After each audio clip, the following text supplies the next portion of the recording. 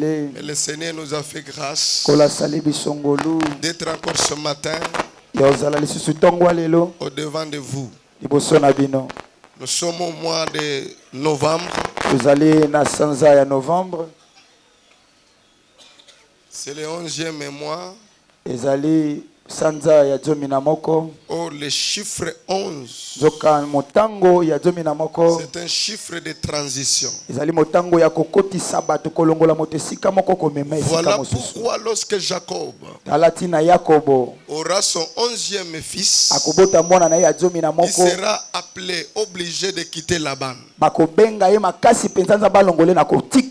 de rentrer à Canaan. Avant qu'on arrive le 30 novembre, le Seigneur va faire un mouvement. Va permettre à ce que tu quittes la maison de Laban où tu étais humilié, où le salaire était changé plusieurs fois. Je disais ton salaire était changé plusieurs fois pour que tu te retrouves maintenant à Canaan. Je suis reconnaissant à un homme de Dieu, l'ange de cette maison, le révérend apôtre Justin Bolokwa. Est-ce que nous pouvons acclamer le Seigneur Dieu qui l'a appelé? Il a voulu que je sois parmi les orateurs, même si je ne connais pas bien parler. Il a voulu me sélectionner parce qu'il a reconnu la petite grâce que Dieu a déposée. Je bénis les éminents hommes de Dieu et servants du Seigneur ici présents. Si vous n'avez pas donné le concours ou votre accord, papa n'allait pas m'appeler.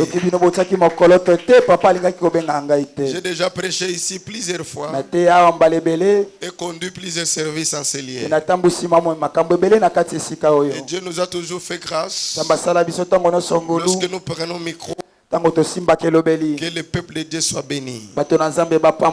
Merci beaucoup. Que Dieu vous bénisse. Je suis très reconnaissant. Et que Dieu bénisse les patriarches qui est présent parmi nous. Ce n'est pas facile de prêcher en présence des éminents hommes de Dieu comme ça. C'est une charge. C'est une responsabilité. Merci beaucoup. Je vais naviguer dans beaucoup de choses à la fois. J'ai préparé quelque chose pour que nous puissions partager sur ce thème. Comme j'ai été humilié, ainsi Dieu me relèvera. Lorsque l'homme de Dieu, je n'ai même pas parlé avec lui, j'ai parlé avec maman. J'ai appelé maman pour demander quel était le thème. Lorsque maman a décroché, il m'a passé le thème. Et je suis très reconnaissant, j'ai pensé ça. Comme j'ai été humilié, ainsi Dieu me relèvera. J'ai compris que ce thème, c'est un thème d'espoir. C'est un thème d'encouragement pour celui qui traverse les moments de souffrance et d'humiliation. Nous devons comprendre que la vie d'un homme de la destinée sur cette terre est remplie des épisodes. Un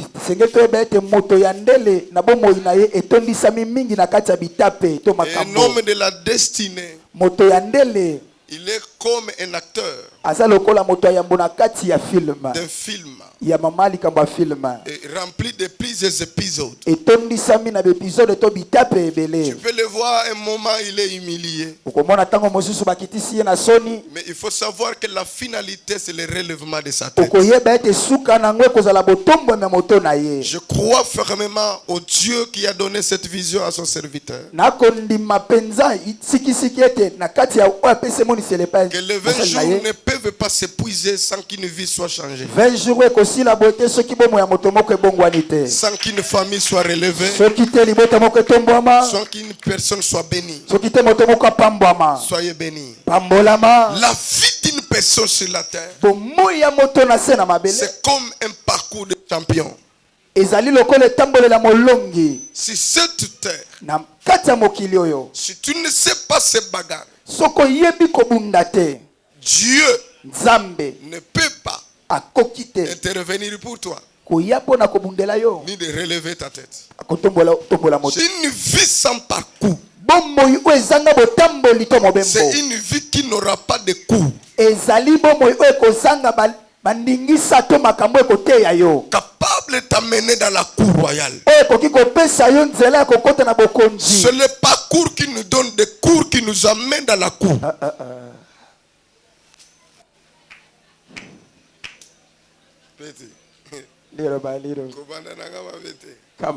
J'ai dit que c'est le parcours. Dans chaque parcours, il y a des cours qui t'amèneront dans la cour.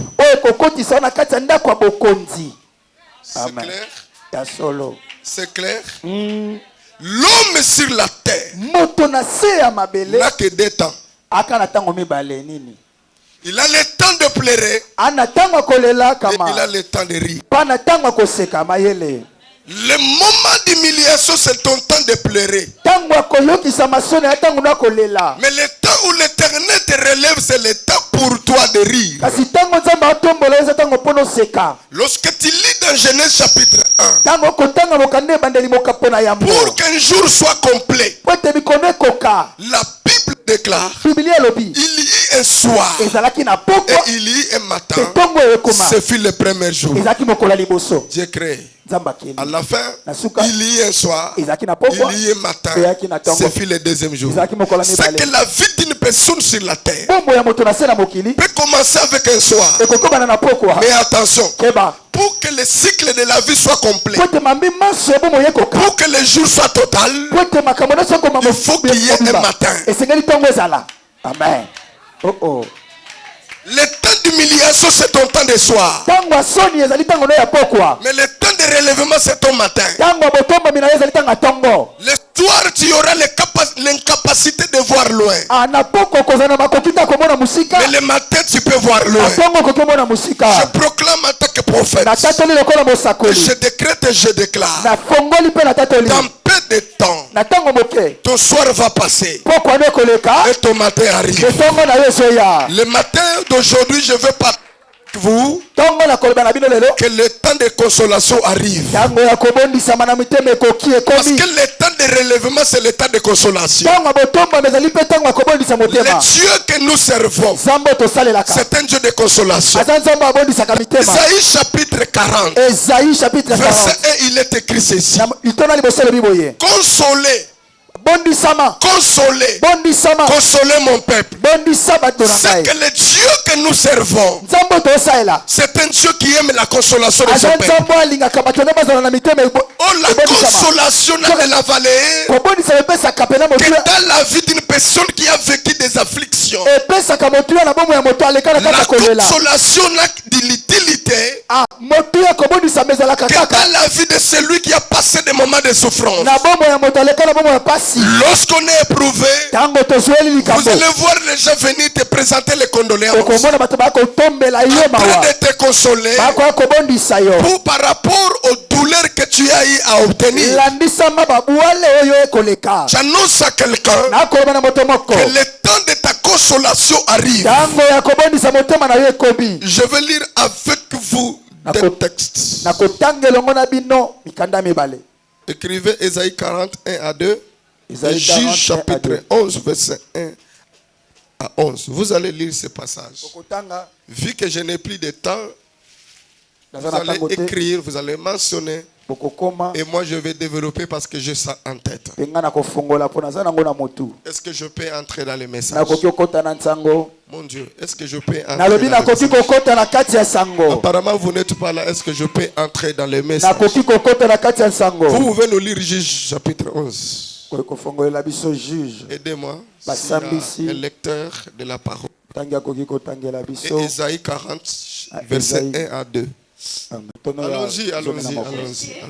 Jephthé, moto ya mboka Galade, était un vaillant héros. Azalaki mobundi monene. Il était fils d'une femme prostituée. Azalaki mwana mobali ya mwana mwasi moko ya ndumba. Et c'est Galade qui avait engendré Jephthé. ezalaki Galad nde abotaka Jephthé. La femme de Galad lui enfantant des fils. Mwasi ya Galad aye kobotela epe bana misusu ya mibali. Qui, Oyo devenu grand, tango bakoli chassèrent Jephthé babengani Jephthé et lui dirent, bayebisi ye tu n'hériteras pas de la maison de notre père, okozwa bomengo to libula ya tata na biso te na ndako oyo car tu es le fils d'une autre femme. pamba te ozali mwana ya mwasi mosusu. Parole de Dieu, parole de Dieu. Reprenons nos places. tozibisika kofanda. Est-ce que nous pouvons royalement acclamer la lecture de la parole? Yes. C'est possible.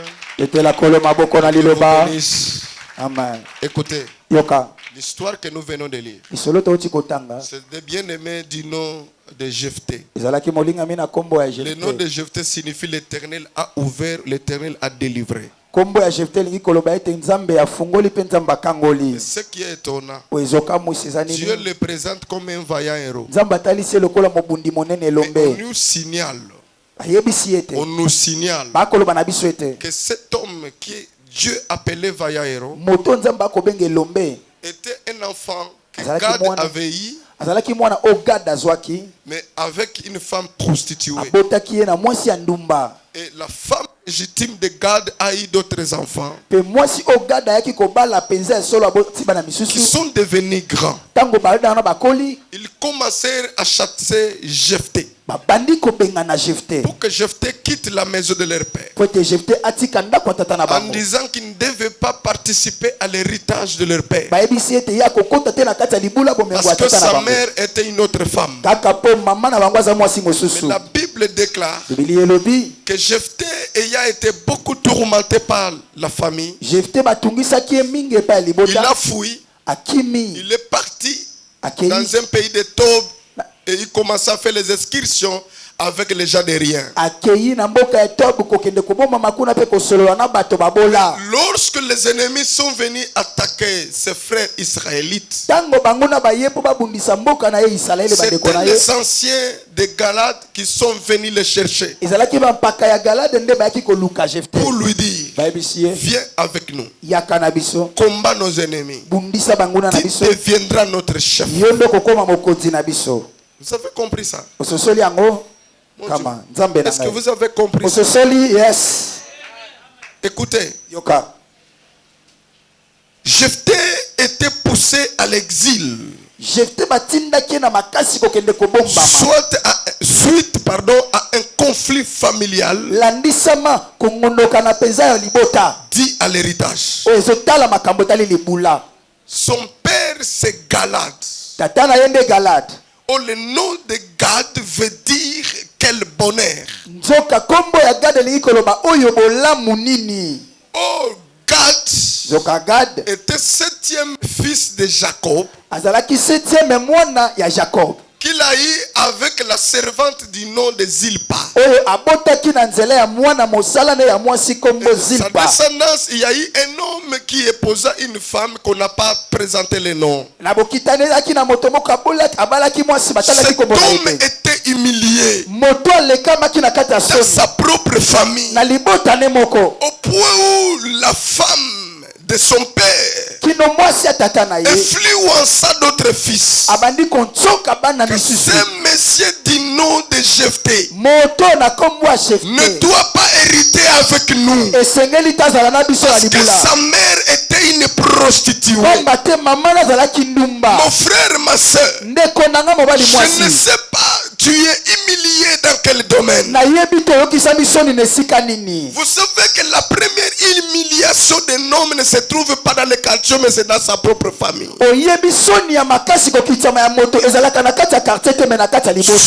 a dit l'homme aura pour ennemi les gens de sa propre famille.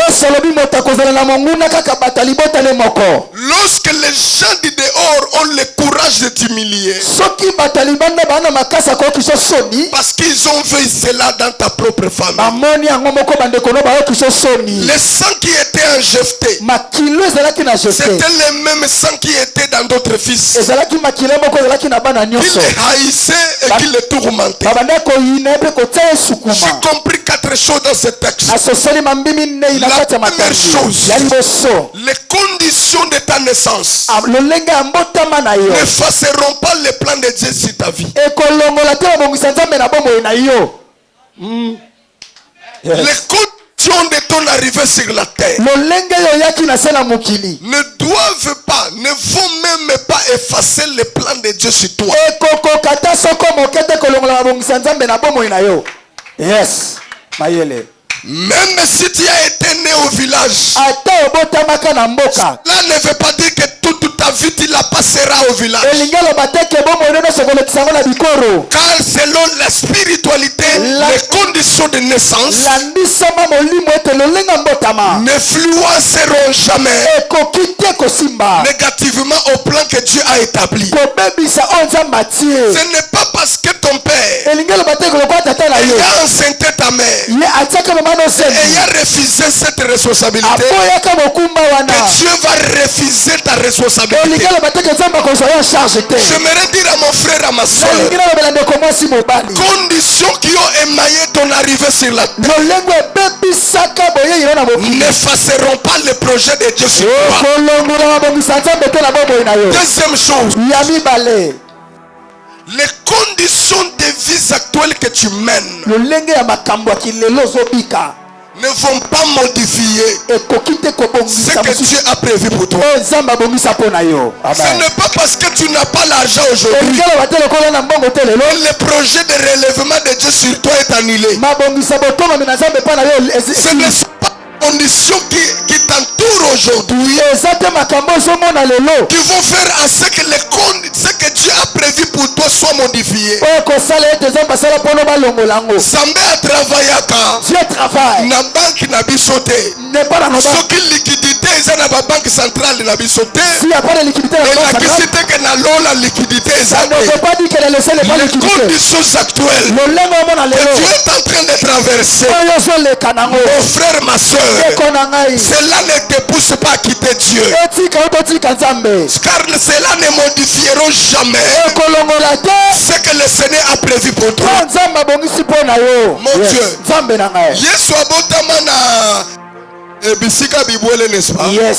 Mais comme ça qui était mon conseil à bibwele. Ça n'a jamais fait Jésus le berger. Il est le roi, le Seigneur des Seigneurs. Yes. Amen. Mais abotama na bisika bibwele. Zoka na bisika toboto melaka influence kakuna tokozala te. Eza na bato babotama na maternité te lelo batonga ba hôpitaux ya ba. Yes, notre personne se peut eza bato babotama na zela ya bila lelo bakoma batei minene. Yes, ils sont même par les champs, ils sont devenus des prédicateurs. Ça c'est ma condition ya naissance. Yes. Amen. C'était Onzamba Bongisa pour ça ne peut pas effacer ce que Dieu a prévu. Troisième vérité. Tu n'es pas ce que les hommes t'appellent. Tu n'es pas ce que les hommes disent de toi. Tu es ce que Dieu te nomme. Moi, kangu zamba bangi sonité aso benga yeva ya hero j'annonce et je prophétise ozalaka oyo bato ya quartier balobaka likolo mais ozalaka oyo nzambe abengaka nde tika oyo nzambe boloko on est à l'influence de l'école en vie. C'est qui aura de l'influence sur toi. Rejoindre Nzamba benga kayo. Je sais que Dieu t'appelle. Nalobi oyo Nzamba benga kabiso. C'est que Dieu nous appelle. Modifiaka oyo batu babenga ka. Ça modifie l'appellation des hommes. Benga na yonga mwana makangu na boite. Appelez-moi l'enfant illégitime. Dieu. Il m'appelle Faya. Ma main droite levée, je prophétise. Tu n'es pas ce que les gens te disent. Yes. Mais tu es ce que Dieu proclame.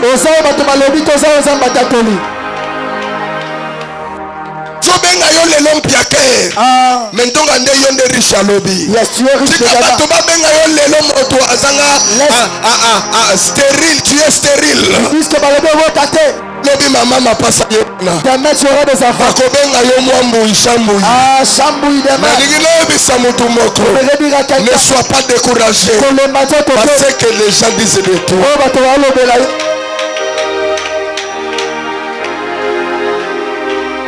Quatrième chose, il faut savoir dans la vie, on ne peut pas être un chef de d'un grand peuple qui n'a jamais été le chef de petit peuple. Ok, wapi. Okoki kozala nanu mokambi ya bato ebele te ya minene soki nanu oleka te kozala mokambi ya bato mike. Na jefte moko. Yes. Zame aboyi na ye. Tu as refusé. Oza proclamé, programmé. Tu as proclamé. Yakokoma chef bato ebele. De devenir le chef de l'église. Mais il faut pas benga na famille na bino. On doit d'abord te chasser de la famille. Ok, negozala na bato les gens de rien. Pour que tu ailles asseoir avec ton peuple. Ah, tu vas aussi parler le peuple. Dans leur chef. C'est d'abord que les anciens d'Israël viendront te chercher. Viens devenir notre chef. Si tu n'as jamais leader de l'intercession, tu ne peux pas aussi être leader. Tu n'as jamais bien dirigé ton groupe de chorale. Mais tu veux être pasteur. Diriger les gens. Celui qui n'a jamais été le chef d'un petit peuple, il ne le deviendra pas d'un grand peuple. Yes. Yes. Allez voir David. Oh my God. Les humiliations que tu rencontres aujourd'hui vont augmenter ton poids spirituel. Et ce poids spirituel poussera Dieu à relever ta vie. Yes. Amen. Psaume 51. 7e verset. Bible La Bible dit. Voici ma mère. Je suis né dans l'iniquité. Et ma mère m'a conçu dans le péché. Qui chante comme ça? Qui chante comme ça? C'est David. Qui chante comme ça? C'est David. Il dit qu'il a été né dans l'iniquité. Et sa mère l'avait conçu dans le péché. Écoutez cet homme. La finalité, il est devenu roi. Est-ce que vous savez que la Bible n'a pas clairement mentionné l'enfance de cet enfant? L'enfance de David n'a pas été relatée. Pour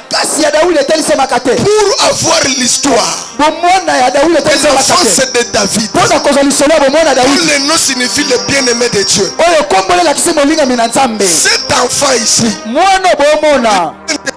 historien. Qu'est-ce que les historiens nous présentent? Ils ont dit que son père s'appelait Isaïe. Ou Jessé.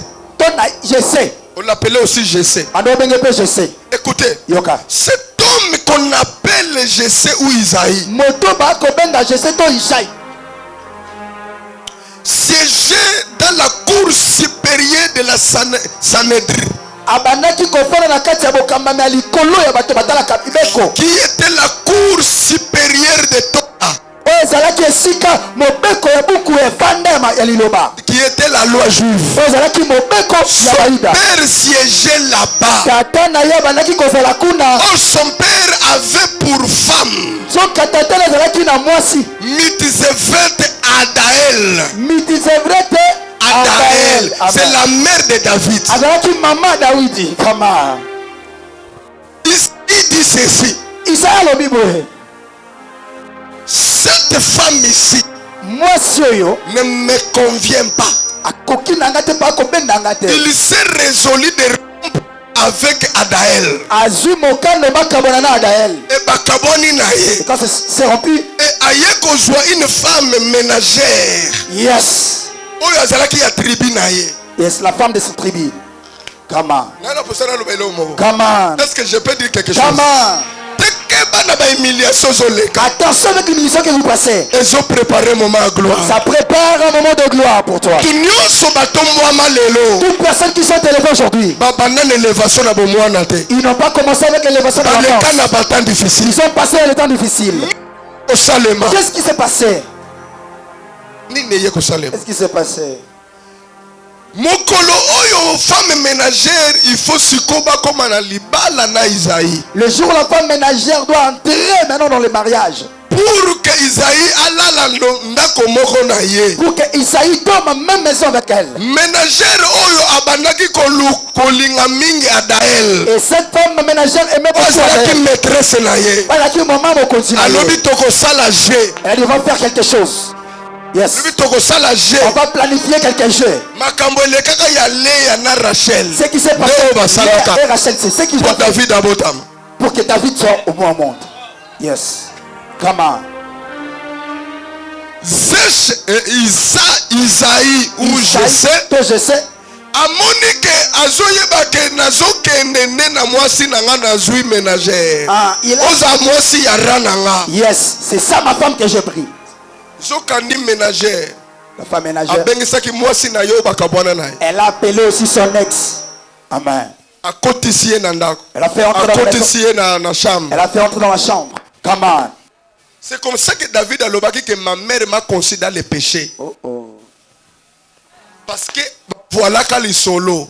Babombaka. Come on. Et c'est là qui tricage. Amen. Donc papa y a David. Le père de David. Il va commencer, il est en train de dormir avec sa femme. Et c'était son ex.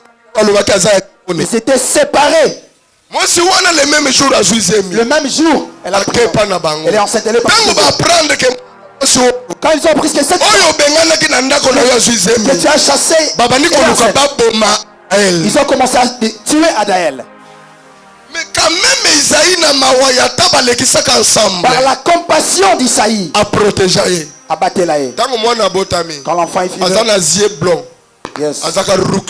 Il était rousse. Oh roux ezola que ça albinos. Amen. C'est que David a botamaka ndundu. Amen. Ok. Je te parle en tant que théologien et enseignant de la parole. Where are you going? Abotama ndundu. David a la réalité à bandundu. Moi. Parce que na moi ba pota pota. Ba produit na bango. Papa na yeta wa moni mwana wana. Quand il a vu ça. Alors non. Il a dit non. Itenga na c'est cour supérieure. Mwana atindi ye na zamba abokola bibwele. Yes. Un petit tout pro. Ba troupeau wana ba benga ka bango na hébreu cheften. Le cheften veut dire les brebis malades. Ah, papa te baza na bokono. Na ba pota ya David. Yes, ça va te plaire de David. Abokono ya banyama. Avec la maladie des animaux. Aboki ye na zamba. L'objectif de Isaïe. Amokana Isaïe. C'est l'enfant du nom de David. ezalaki kete mokano ya kombo David elimwa parce que bapota wana ebandaki koattirer les bêtes féroces. C'est plaît attirer aussi les bêtes féroces banyama samba kanda. Yakanda alia David. Pour manger David. Na solo ya bibwele.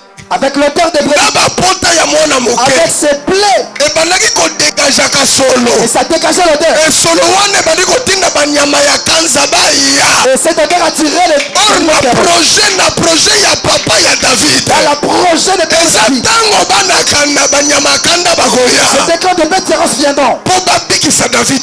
Ne pas sauver David. D'ailleurs je vous annonce que David a 7e mémoire. Mais papa n'a ya longola qui 7e mémoire. Son père a commissaire 8e mémoire. Et il est devenu le 8e enfant. Il l'a envoyé dans la forêt. Il a oublié que chez eux le chiffre 8. C'est le commencement. Comment Mouilambwe, où as-tu? Et c'est là. Abosani quelque chose. 8 c'est pour la première fois. En réalité, na solo papa ya mwana nakobwaka mwana na zamba alobi akomi 8e mémoire sokande spirituellement akomisaki ye ene ya famille parce que 8 eza ah 8 eza le bebandeli de l'éternité 8 ezali seko 8 elakisaka kobandela 8 eza le bale commencement recommencer comment on parle yango biso oyo 8 azalaka na ba problème ata okonte ye ekomi na 80 8 a toujours des problèmes ekomi 70 8 a toujours des 10 20 toujours des problèmes 30 40 50 60 70 il faut pas benga musu est-ce qu'il faut pas benga 80 tout la sérieux donc même chiffre wana même ces chiffres ezangaka kombo amen n'a pas un nom nde ba 20 mine balobi to sangana. Amen. Amen. Akoma 80. Parce que 80 c'est ça lisanga ya ba 20 minutes. Amen. Ba bengo 4 20. Na ko komande nini? C'est-à-dire chiffre on est comment maté yebanate. 21 et comme la qui 9 et comme non nante. Nasa mais pas et place à 80. Pour un problème à 8. Et comme ba 20 ba sangana. Pour ba glisser moninga mata. Et comme tango. C'est le temps que tu c'est la yaba tout même yebi. Oh my God. Ça la place pour que yoba espérer quelque part. Avant de commander à 90, nous sommes à 20 000. Pour que ça n'a pas pour 8 autres places. Yes, pour que toi, 8 se prenne la place.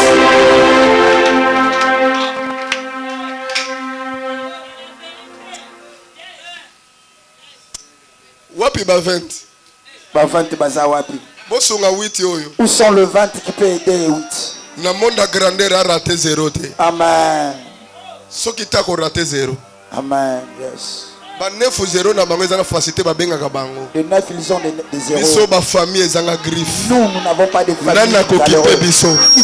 Il faut nzamba sangana na molimo. Yes.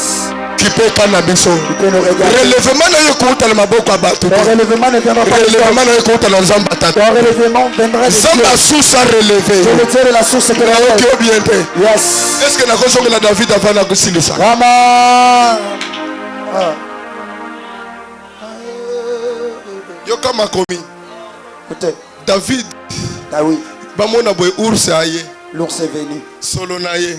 L'odeur. Naya bambibwela malade. Avec la maladie des animaux. Babendi. Ils ont attiré. Ole babenda mbolo kwa zabilo bakolea. Yes. Babende le ours. C'est seulement l'ours qui vient. Papa naya lobi c'est bon akokufila kuna. Son père lui dit c'est bien, il va mourir. Eloko ekamwisinga. Ce qui m'a étonné. David obobwa kawana. David. Oyebi signification kombo na ye. Je ne connais pas la signification. Mais kombo na ye aza bien aimé ya tata te mais bien aimé en Nzambe. Son nom signifie le bien aimé de Dieu. Ata bato mokili balingaka yo te. Même les jeunes Nzamba tata oyo alingaka na yo. Aza na projet kolongola soni na yo. Il a des projets dans les ana projet kolongola soliba na yo. Il a des projets dans les ana projet kolongola maladie na yo. ana projet ko relever vie na yo. Il a les projets dans les amen ayamba na ye. Amen. Oya pesinga amen ayamba ngolo. Amen. I receive. Soka nde tango azoboma ours. Quand il tue ours. Comment? Absui ours. Il a pris l'ours. Landi. Il a suivi. Il a tué. Il a récupéré le précieux. Ours pesaka 600 kilos. L'ours pèse 600 kilos. Solo le sous travailler. Yes, l'auteur aussi a travaillé. Ah, des animaux. Lion. Attiré sur lion apesaka 300 kilos. Lion pèse 300 kilos. C'est petit enfant. Dans le temps de l'humiliation. Ça va permettre à jouer poids spirituel. Dieu a permis qu'il ait au moins le poids spirituel. Ça peut compter poids à David. Spirituellement, David pesait 900 kilos. Spirituellement, David pesait 900 kilos plus que l'ours. Il y a Goliath. C'est pas Goliath. Goliath a pesé 300 kilos. À Kokuta, David a pesé 900 kilos. Profitez de l'état de ton humiliation. Profitez de l'état de tes épreuves. Pour augmenter ton poids spirituel.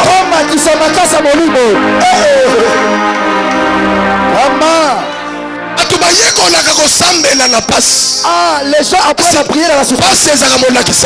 La souffrance, c'est dans la parce que pas prière, c'est le cours, c'est la théorie.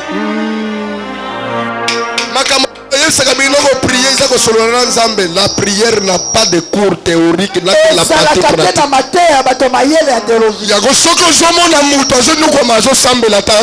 Ah, tu es la souffrance, tu ne peux pas tuer. Tu ne peux pas appeler par Dieu. Comment les hommes et les femmes de prière? Nous sommes les hommes et les femmes de prière. Selon nos parcours.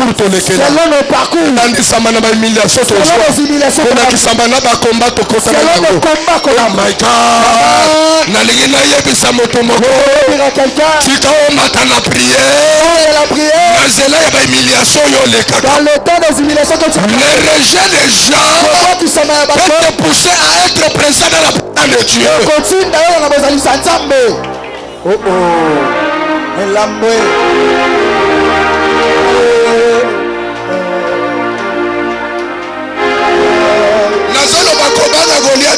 N'aie pas peur de Goliath. Ah, tu pèses plus que lui. Tu pèses plus que Goliath. Papa il a acheté dans la forêt. Il n'a pas de sens. Quelque part. Il n'est pas venu combattre Goliath. Il est venu donner à ses frères. Mais il est venu se rencontrer avec les problèmes. Je voudrais dire à quelqu'un. Le Dieu des cieux. Le Dieu de la source.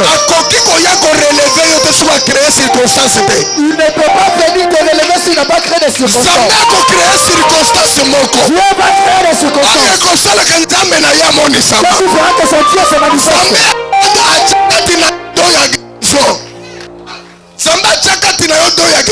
Dieu a mis en toi le don de la guérison. Dieu va provoquer une circonstance pour quelqu'un pour que les choses de l'intérieur fassent quelque chose. Je me dire à quelqu'un. Ton temps d'humiliation. Yes, quand vous serez la présence du roi, vous allez présenter votre CV. Le temps est venu. Le temps est venu. Tu diras la pauvreté. On m'avait rejeté le lycée. Le CV. Quand tu la pauvreté voulait vous donner. Tu ne peux plus méchant que les. C'est ça les douleurs. Il faut rendre rimina. Mama ya batule. Eko rendre rimina. Amen. Véritablement aliaka matiti. Mais ce que comme une attaque à repos. Il faut zongi sangoma na golia ngori. Il faut commencer à balancer. Nabelaka fièvre. Samba tata ya bigi sanga. C'est que circonstance na zokutana nango. Na koleka ngo ndenge. Je dois passer cela. Yango mona David libosa Goliath. Allez voir David devant Goliath. Riminer libosa mwana mobalo. Il va riminer devant Goliath. L'Éternel qui m'a délivré de la patte de l'ours et des griffes de lion me délivrera de toi. Toi qui es circoncis. Nalila lobana mutu. Tango ekoki. Fais na yo spirituel et matin. Yes. Yes.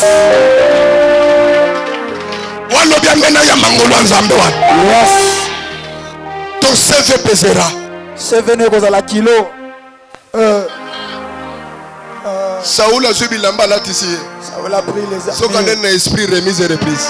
L'esprit c'était la remise et reprise. Ayeko kutana. Il a moué. Ayeko kutana na Goliath. Goliath azalaka na victoire ya 9999 victoire. Yango moni. Yes. Tango ka David akwesi Goliath. Il faut basi bayemba. Les femmes doivent chanter. Que David a boma combien? Comment? Nalingi na mboko. J'aimerais dire à quelqu'un. Pona yo komuna victoire na yo.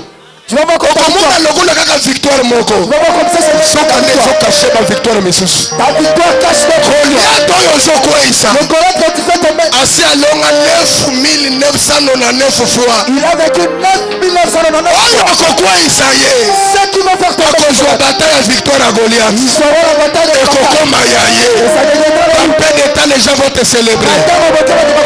Lorsque l'Éternel te relève, les gens vont te célébrer. Lorsque l'Éternel vient relever quelqu'un, le Dieu de cet homme va faire à ce que tu sois célébré.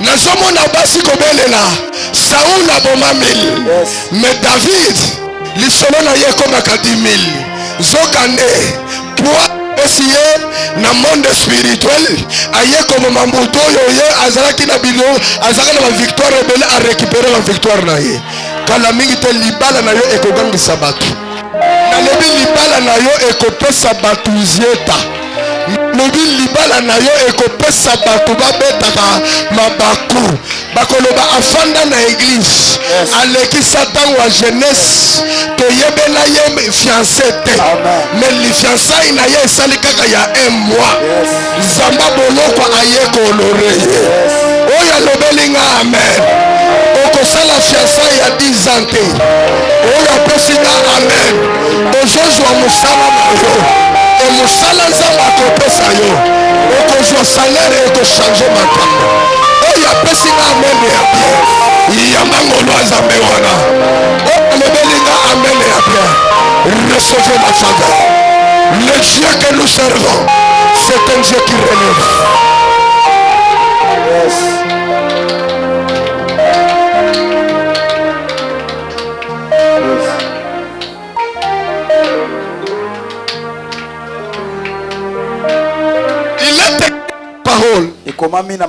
Celui qui était descendu, c'est celui qui montera. Amen. C'est-à-dire degré ya bokiti saminayo. Les degrés qu'on t'a humilié. Et ça détermine degré à honneur et kozwa. Ça détermine aussi le degré de ton honneur. J'aimerais te dire. Je le regrette. 5 fiancés baboya yo. Et puis babandi ko ba faux petit. Oh faux petit. Bakisiye. Afungwa marate. To bandaki ko sala ye. Bako sutuka. Amen. Koko di koko. Koko di koko. On nzambe moko ko préparer. Amen. Tu vas akoya na nzela na yo. Je viens par toi. Yes.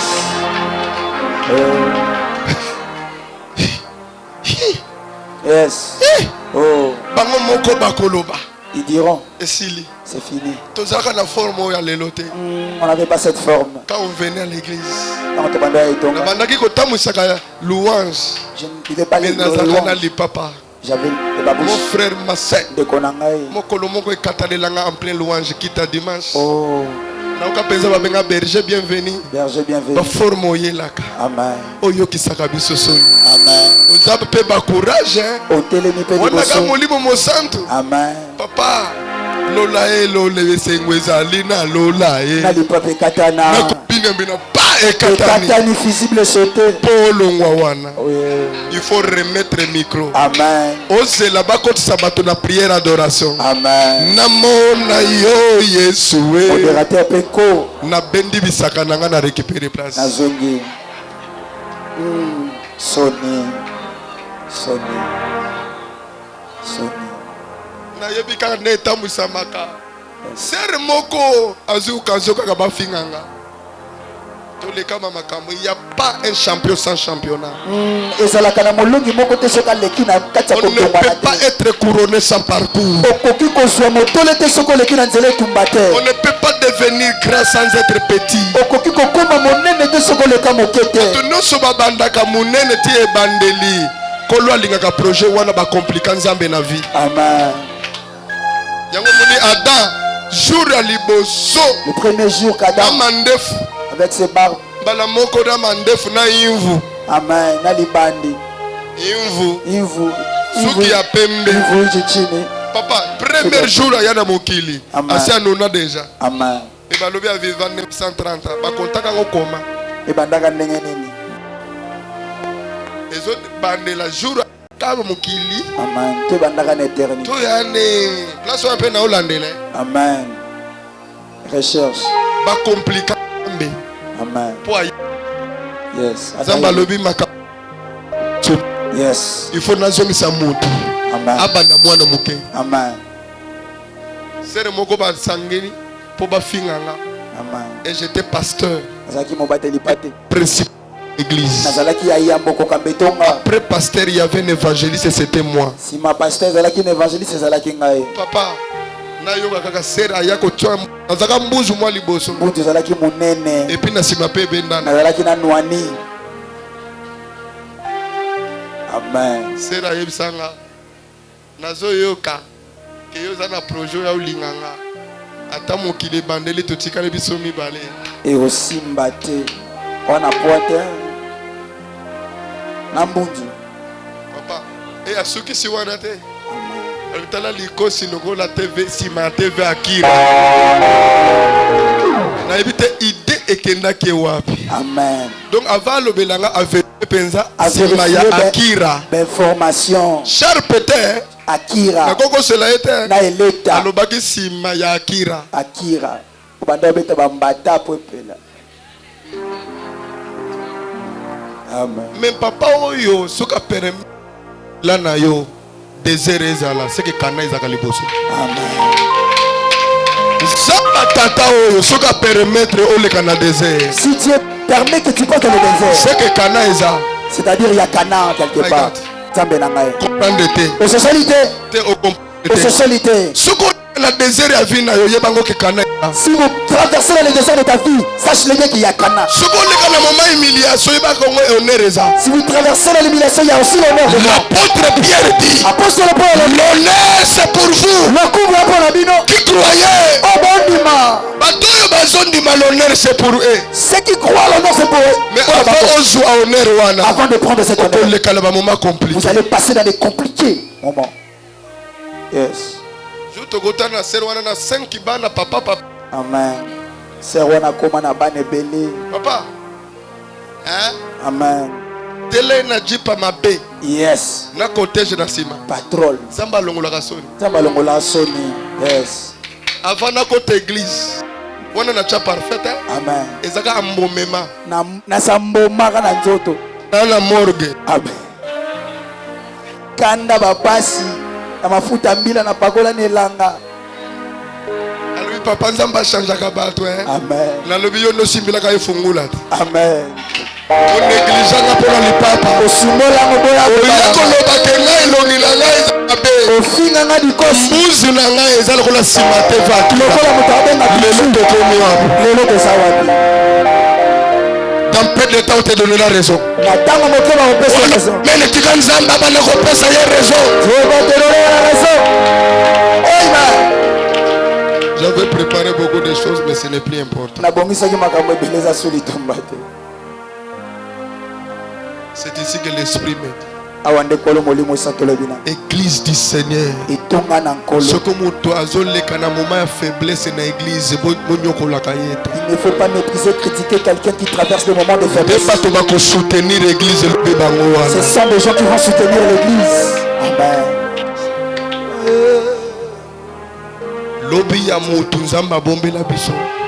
Yes. Tous ceux qui sont souvent humiliés, attention. Il y a des gens. Yes, ils font l'histoire. L'autre écrit l'histoire. D'autres lisent l'histoire. Yes.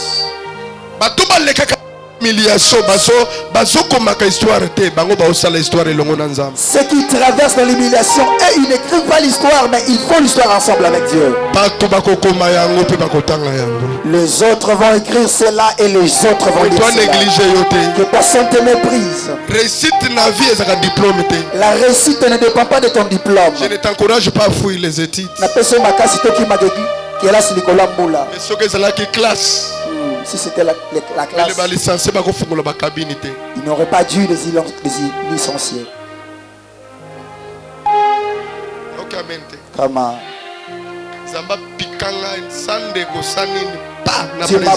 Dieu m'a pointé dans la présidence. Lorsque l'état de relèvement arrive, personne ne saura te détrôner.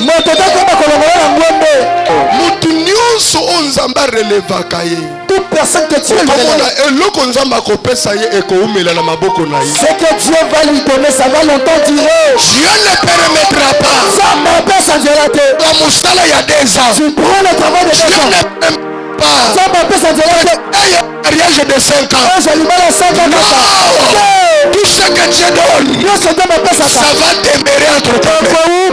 Tu vas le consommer longtemps possible. Amen. Amen. Yes.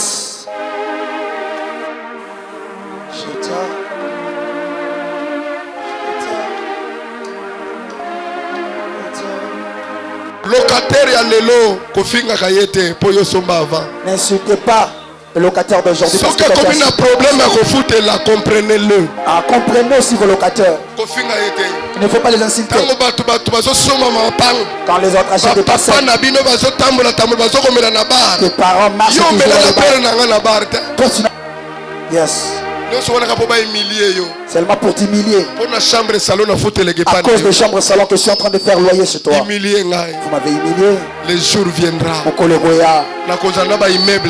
J'aurai des immeubles à moi-même. J'aurai aussi des écoles. J'aurai aussi des flats à moi.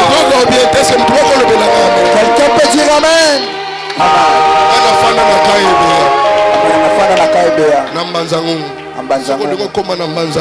Amen. Nakana ndako porte nango triplex. Amen. Nakape na clé te. Pas de clé. Nazalaka na valise moko ya Toronto. Amen. Mais nakanga kango na singa. Amen. Do soko lingo ibana. Kota zoanyonso. Nga après boulot na ke. Amen. Après boulot ko église. Yes. Tout jour moko ya koti. Dena mona muibi. Papa attendez l'eau quand il bezate azelinga a expliqué nga valise à Fubu nakota soda a compte muibi. Amen. Alors mes chefs yo vi ozo meneza passe il faut le kanzambe donc na parler na yo elo ko zoezate elo ka malungi zate atakir da pa nangeka na meka ne ba yibaka. Amen. Na muibi te mais ozo nyokwa me akuta tema kwala natika wana na matembele mafiobo TV ngamukone na yebi. Amen. Kolanda forme na ngote. Amen. Abide ba fomola. Oebi misaso na betaka na droite. Kotaka ba fide. Pona image zaka na gauche. Amen. Soko sali inverse ko mone lode. E oyate. Okokende ko funda leni. Amen. I explique au amoni. Moïbi azongi. Albina meki meme TV na na pelisi ngona epelate. O pelisi la ngo wapi. Na longo na singa na chasima. Ata uche courant. Yana basinga moko na tuti saka na sima. Amen. Ndese ko epesi. Est-ce que tout efungwa makana ndenge ya normal te. Ebandaka na katikati. Yanga ezal ko la rideau, ouvrez les bancs. Amen. Foi. Pour économie noire blanc. Ya fini bouté pela talubi na kozela kolondako. Amen. Moyibi to bandi ko solo. O solo na moyibi. Dialogue. Na sali bilanga shuba iba nyonso. Amen. Na sali carotte ba ibi nyonso. Albi yo musali nzamba ko bwakela na numbaso. Nani. Zo kande nzamba o préparer biso. Dieu nous préparer. Aïe. Yes. Aïe. Yes. Eh. Si quand nzamba relever nga mutu moko. Laisse que Dieu relève quelqu'un. Nasoni. En l'humiliation. Dieu ne peut pas permettre que tu passes dans ce monde ici dans l'humiliation. Le Dieu qu'on lui, tu ne peux pas permettre que cette heure s'achève ainsi. C'est-à-dire il n'est pas Dieu. Je connais Dieu. Toute la nuit. Je préparais mon activité et c'est Dieu m'a dit que tu vas dormir. J'ai vu beaucoup de choses. On ne peut pas suivre Dieu seulement comme ça. La sagesse de nos pauvres méprisés. L'heure arrive.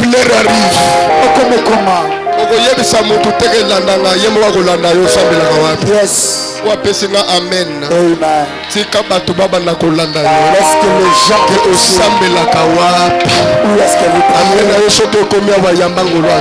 Yes. Totelemi.